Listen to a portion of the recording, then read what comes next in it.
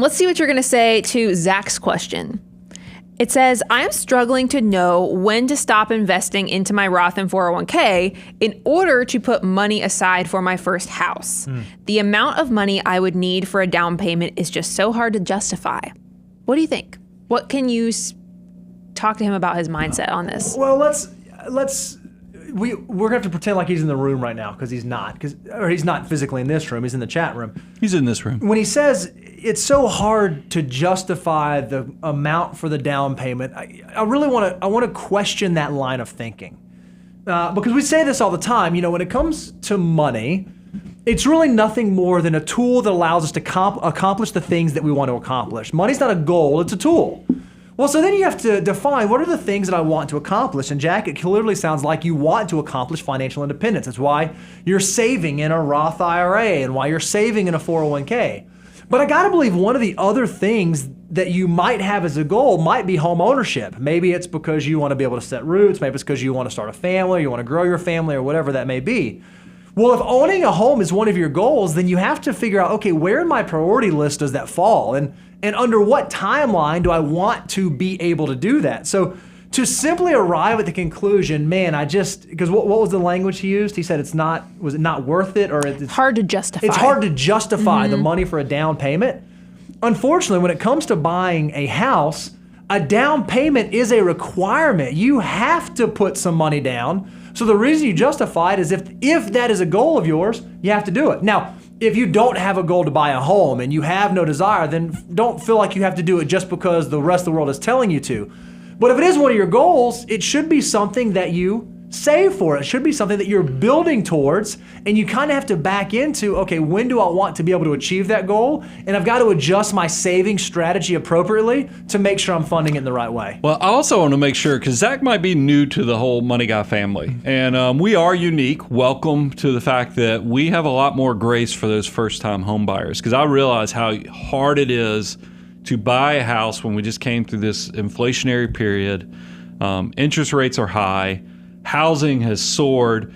So, and then in the past, we've never had to adjust our rule, because this rule was this way pre-pandemic. This rule was this way through the inflation. This rule is going to stay this way post all this craziness, because I have tried to create a system that is all terrain no matter what's going on. And I knew that a lot of people struggle with that first home to just make that dream happen. Yep. So we have the grace of saying you only need to put down 3 to 5% on the first home. Now, when you upgrade and go to the second home, I want you to be, you need a little bigger house.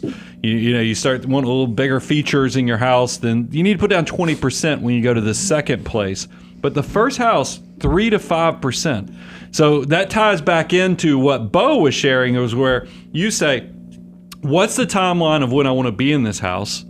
Okay, if I'm going to create, I got to come up with 3 to 5%. How does that fit in with my financial order of operations? Okay, if this thing is such a high priority, because maybe I have a growing family, and I want to make sure I'd like my children to be in this school zone, or I want my children to be have a bedroom, that they're sharing versus us all being in this, this studio apartment. To work or there's like all that. kind of life things that will come into play that you have to figure out. If this is so important, then you say, okay, well, that's going to kind of get into that Roth category, because I need to boost up step 4, my emergency reserves, to take into account this 3 to 5%. That's going to bleed into my 5, step 5, which is the Roth. So we'll say, okay, well, that's fine for a moment in time, but you need to have enough fear in your heart that you're not letting, you're robbing from your 50-year-old or 60-year-old self, that you can also create a timeline for how long am I willing to be off track. And that number needs to be as small or as short of a period of time as possible, that you have fear in your heart that, man, I need to stick this landing to where I'm going to have the down payment on the house, but I also am fearful enough that I'm missing out on all these tax-free dollars that could be growing for me. Because there's a reason the government restricts who can contribute, how much you can contribute. And I can tell you, as you get older and more successful, any dollars you didn't get into that Roth IRA, you're going to have regrets about. So that's why measure twice, cut once, but it's okay. We have built grace into the system. You do not have to have perfection to create financial abundance and success. I'll say that again. You do not have to have perfection.